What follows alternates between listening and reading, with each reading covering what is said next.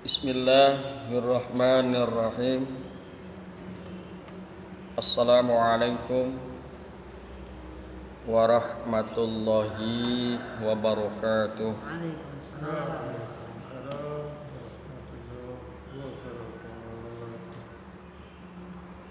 Pada pagi hari ini pembahasan kita yakni Al-Maidah ayat 103, di mana di dalam Al-Maidah ayat 103 Allah kemukakan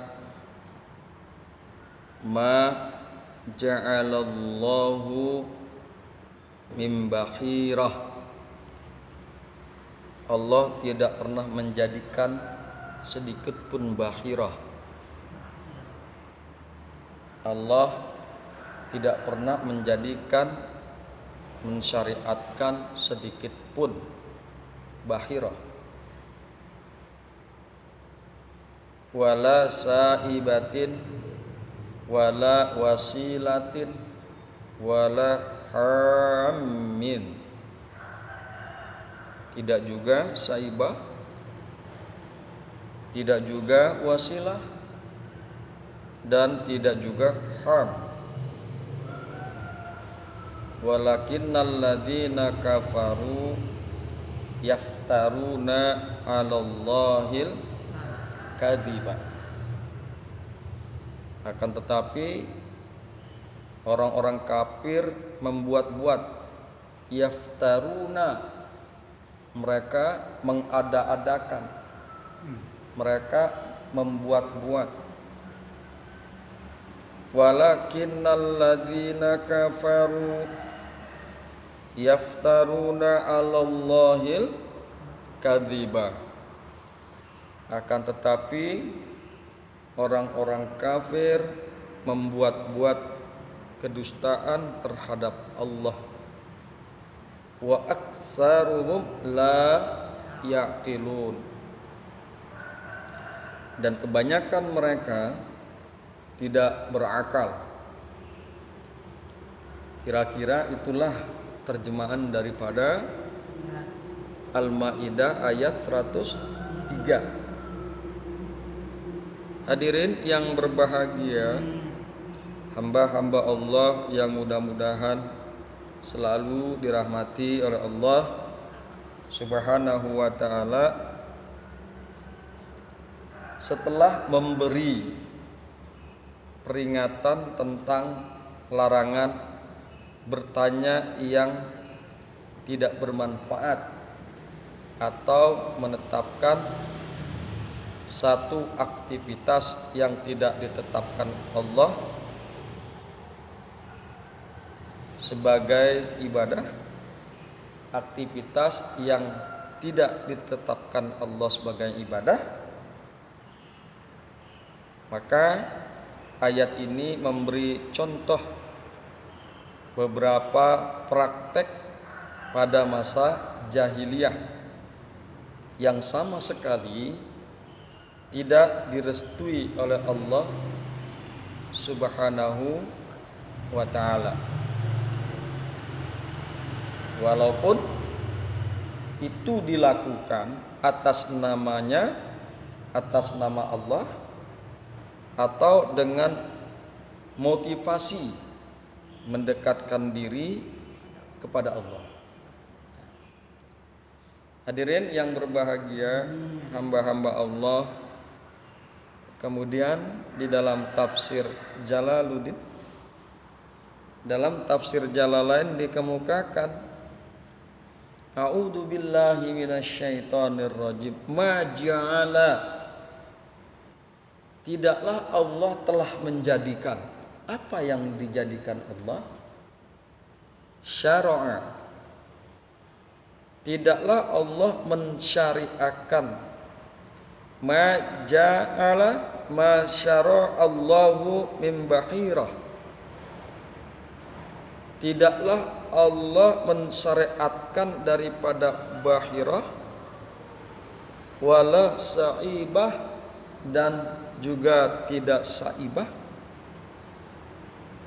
wala wasilah, dan tidak juga wasilah, wala hamin dan tidak juga ham. Apa itu basirah? Apa itu wasilah? Hadirin yang berbahagia, hamba-hamba Allah yang mudah-mudahan selalu dirahmati oleh Allah Subhanahu wa taala. Ma ja'alallahu min bahiratin wala saibatin wala wasilatin wala hamin. Allah tidak pernah menjadikan, Allah tidak pernah mensyariatkan sedikit pun menyangkut bahirah, tidak juga saibah, tidak juga wasilah, dan tidak juga ham. Mengulangi kata tidak juga wasilah, Allah tidak mensyariatkan bahirah, tidak juga saibah, tidak juga wasilah, tidak juga ham. Kata tidak juga ini berulang-ulang di dalam satu kalimat ini, di dalam satu ayat ini. Untuk setiap kata dalam ayat ini dimaksudkan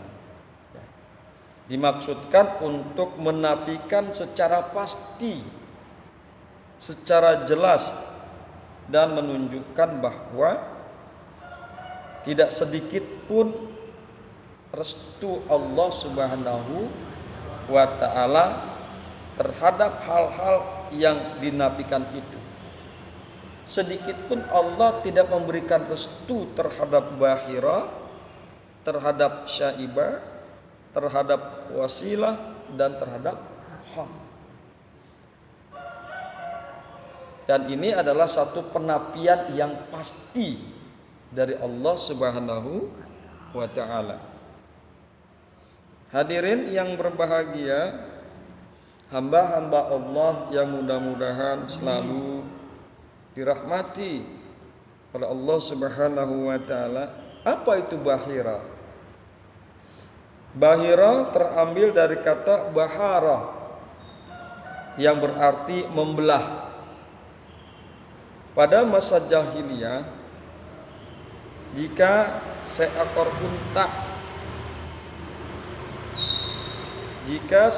unta telah melahirkan 5 kali dan anaknya yang kelima adalah jantan, maka unta itu dibelah telinganya serta tidak boleh ditunggangi atau disembelih, tetapi dibiarkan hidup sebagai persembahan kepada Tuhan. Untuk inilah yang dinamai bahirah. Kemudian ada juga yang berpendapat jika anak kelima unta itu jantan, mereka menyembelih dan memakannya. Dan jika betina, mereka membelah telinganya dan membiarkannya tidak dikendarai, tidak ditunggangi, tidak juga diperah susunya kecuali untuk tamu. Itulah bahirah. Kemudian apa itu saibah? Saibah adalah terambil dari kata sabah, mengembara atau jalan bebas. Dulu kita ada kata-kata nyaba ya. Lu udah nyaba kemana aja Tom? Udah jalan kemana aja Tom? Udah sampai mana aja Tom? Ya. Mungkin kata nyaba itu yang biasa diucapkan oleh masyarakat Betawi diambil dari akar kata bahasa Arab. Saibah terambil dari kata sabah, yakni mengembara atau berjalan bebas atau sampai. Sementara ulama memahami istilah ini dalam arti onta yang diperlakukan seperti bahira, tetapi ini dipersembahkan kepada Tuhan apabila seseorang kembali dengan selamat dari suatu perjalanan atau pulih kesehatannya setelah sakit. Kemudian apa itu wasilah? Wasilah terambil dari kata wasola yang artinya menyambung atau sampai. Istilah ini digunakan terhadap kambing yang melahirkan 7 kali dengan anak kembar dua. Dan bila anaknya yang ketujuh lahir 1 jantan dan 1 betina, maka ia dinamai telah menyambung saudaranya.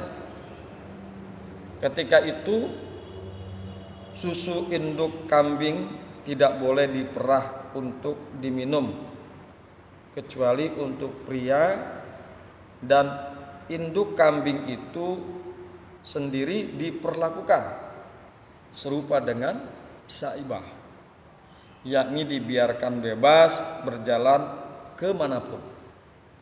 Itulah wasilah. Kemudian ada juga yang memahami istilah ini dalam arti apabila seekor kambing melahirkan anak jantan, maka ini dipersembahkan kepada Tuhan-Tuhan mereka. Apabila betina, ia menjadi milik mereka. Dan bila melahirkan kembar 1 jantan dan 1 betina, maka mereka menamainya wasilah. Dalam arti yang betina menyambung saudara jantannya. Karena itu mereka tidak menyembelihnya, dan yang jantan dipersembahkan kepada Tuhan mereka. Kemudian apa itu ham? Ham terambil dari kata hama yang berarti menghalangi atau melarang, yaitu binatang yang anaknya telah melahirkan anak. Ketika itu mereka menamai ham dalam arti ia terlarang untuk dikendarai. Juga diletakkan 1 beban di atas pundaknya, ya, itu tidak boleh, dilarang. Kemudian tidak juga dihalangi untuk minum atau makan dimanapun, dibiarkan bebas. Ya, tidak dihalangi untuk minum dan makan dimanapun. Ada juga yang berpendapat bahwa ham adalah yang telah mengandung 10 kali, ketika itu ia dinamai ham dalam arti punggungnya dilindungi dan dihalangi untuk memikul beban, dan tidak boleh dihalangi untuk makan dan minum dimanapun. Itulah ham. Walakinnal ladzina kafaru, dan akan tetapi orang-orang kafir, yaftaruna, mereka membuat-buat, mereka mengada-adakan alallahi kadziba, terhadap Allah akan kebohongan. Mereka mengada-adakan dusta terhadap Allah. Fizalika, pada yang demikian itu, pada bahira, saibah, wasilah dan ham. Wa fi nisbati ilai, wa fi nisbatihi ilaihi, dan mereka mengada-adakan hal yang demikian itu di dalam menisbatkannya menisbatkannya kepada Allah Subhanahu wa taala. Wa aksaruhum la yaqilun, dan sebagian besar di antara mereka la yaqilun, tidak berakal, tidak mempunyai pengetahuan. Anzalika, daripada yang demikian itu. Anzalika iftiraun, mereka tidak memiliki pengetahuan tentang perbuatan mengada-adakan tersebut. Mereka nggak paham. Li'annahum, karena bahwasanya mereka qaladu fihi aba'ahum, mereka mengikuti bapak-bapak mereka tentang masalah itu. Mereka mengikuti perilaku nenek moyang dan kakek moyang mereka. Hadirin yang berbahagia, hamba-hamba Allah yang mudah-mudahan dirahmati oleh Allah Subhanahu wa taala. Kesimpulannya, salah satu makna terpenting yang digarisbawahi oleh ayat ini adalah bahwa yang berwenang penuh menetapkan syariat hanyalah Allah Subhanahu wa ta'ala. Hanyalah Allah semata yang berwenang untuk menetapkan syariat, bukan yang lain. Dari sini pula para ulama secara khusus menggarisbawahi bahwa dalam bidang ibadah segala sesuatu tidak boleh kecuali apa yang telah ditetapkan Allah. Tidak boleh dilakukan kecuali apa yang telah ditentukan oleh Allah Subhanahu wa ta'ala. Ya. Kemudian dalam bidang muamalah segala sesuatu boleh kecuali apa yang dilarang Allah Subhanahu wa ta'ala. Di dalam muamalah itu boleh berhubungan sosial antar sama manusia, boleh dilakukan, ya, kecuali apabila ada larangan untuk mengadakan muamalah tersebut. Hadirin yang berbahagia, hamba-hamba Allah yang mudah-mudahan selalu dirahmati oleh Allah Subhanahu wa taala. Ayat ini juga membuktikan bahwa ada sesuatu yang dianggap baik oleh manusia, bahkan dilakukan dengan motivasi mendekatkan diri kepada Allah. Tetapi hal itu dinilai khabith. Hal itu dinilai buruk oleh Allah Subhanahu wa ta'ala, bahkan mengundang siksanya Allah.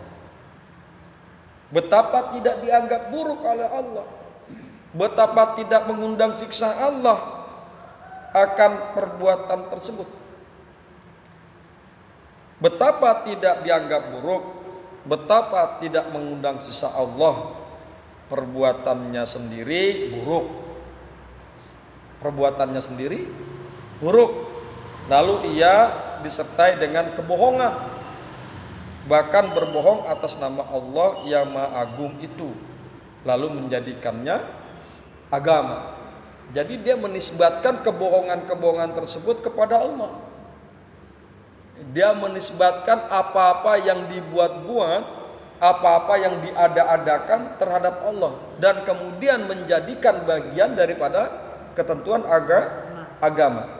Yang demikian itulah yang akhirnya dibenci oleh Allah Subhanahu wa ta'ala. Yang demikian itulah yang akhirnya dianggap buruk, dinilai buruk oleh Allah Subhanahu wa ta'ala. Dan yang demikian itulah yang akhirnya akan mendatangkan siksane Allah Subhanahu wa ta'ala. Hadirin yang berbahagia, hamba-hamba Allah yang mudah-mudahan selalu dirahmati oleh Allah Subhanahu wa ta'ala. Itulah kajian kita pada hari ini, yaitu Al-Maidah ayat 103. Mudah-mudahan bermanfaat. hadanallah wa iyyakum ajmain.